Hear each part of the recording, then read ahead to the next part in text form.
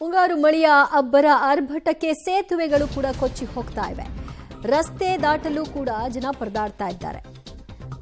ರಸ್ತೆ ದಾಟಿ ಹೋಗಬೇಕು 2 ಗ್ರಾಮಸ್ಥರು ಆಗ್ತಾ ಇಲ್ಲ. ಸೇತುವೆ ಕುಸಿಯಲ್ಪಟ್ಟಿದೆ. ಅದರ ಪರಿಣಾಮವಾಗಿ ಕುಂದಗೋಳ ತಾಲೂಕಿನ ದೇವನೂರ ಹಂಚಿನಾಳ ಮಾರ್ಗದ ಸೇತುವೆಯಲ್ಲಿ ಓಡಾಟ ನಿಷೇಧ ಆಗಿದೆ. ಕಟ್ಟಿಹಳ್ಳ ದಾಟಲು ನಿರ್ಮಾಣ ಮಾಡಿದಂತಹ ಬ್ರಿಡ್ಜ್ ಈಗ ಕುಸಿದು ಬಿದ್ದಿದೆ.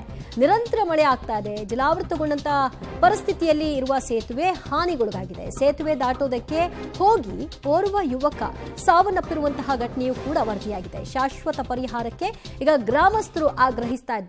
ಟೆಂಪ್ರವರಿ ಸೇತುವೆಗಳನ್ನ ಹಾಕ್ತೀರಿ, ಜೋರ್ ಮಳೆ ಬಂದಾಗ ಅದು ಕುಸಿದು ಹೋಗುತ್ತೆ, ಮತ್ತೆ ನಮಗೆ ಬೇರೆ ಮಾರ್ಗ ಏನು ರಸ್ತೆಯನ್ನ ದಾಟಲಿಕ್ಕೆ ಅಂತ ಅವರ ಪ್ರಶ್ನೆ ಆಗಿದೆ. ಇನ್ನು ಈ ಒಂದು ದುರಸ್ತಿಯಲ್ಲಿದ್ದಂತಹ ಸೇತುವೆಯನ್ನ ದಾಟೋಕೆ ಹೋಗಿ ಈಗಾಗಲೇ ಒಬ್ರು ಸಾವನ್ನಪ್ಪಿದ್ದಾರೆ. ಧಾರವಾಡ ಜಿಲ್ಲೆಯಲ್ಲಿ 2 ದಿನಗಳಿಂದ ಸುರಿತಿರುವಂತಹ ಮಳೆ ಸಾಕಷ್ಟು ಅನಾಹುತಗಳನ್ನು ಸೃಷ್ಟಿ ಮಾಡಿದೆ.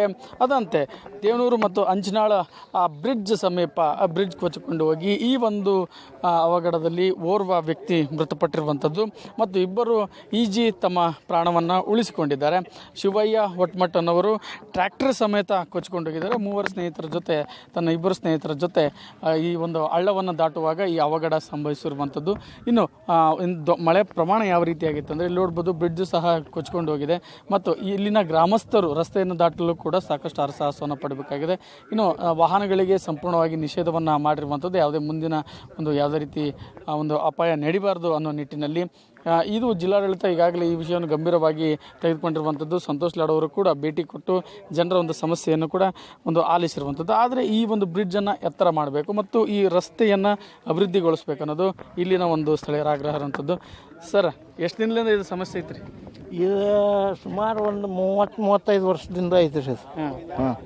ನಾವು ವಯಸ್ಸುಗಳದ್ವಿ. ಕುಂದಗೋಳಿಂದ ಯಾವುದೇ ಥರದ ಹಾಸ್ಪಿಟಲ್ಗೆ ಹೋಗಾಕಂತಂದ್ರೆ ಸರ್, ಇವು ಅಷ್ಟು ಹಳ್ಳಿ ಒಂದು 25 ಹಳ್ಳಿ ಅದಾವ್ರಿ ಸರ್. ಇಲ್ಲಿ 25 ಹಳ್ಳಿಗಳಿಗೆ ಅಂತಂತಂದ್ರೆ ಇಲ್ಲಿ ಹೋಗಾಕ ಅನುಕೂಲ ಇಲ್ರಿ. ಯಾವಾಗ